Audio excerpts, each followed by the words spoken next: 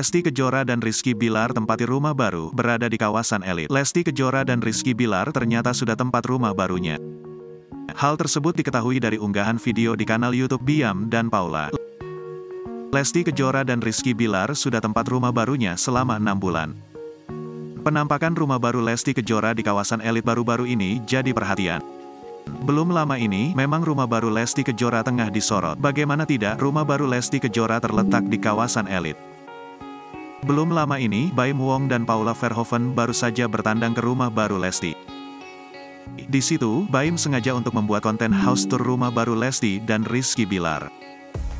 Pria yang kerap disapa Bilar ini mengaku kepindahannya ternyata sudah sejak 6 bulan lalu. Pindah ke sini kapan bro? Tanya Baim Wong seperti dikutip pada laman YouTube Baim Paula, dikutip Senin, tanggal 10 Juli tahun 2023. Baru 6 bulanan, jawab Rizky Bilar.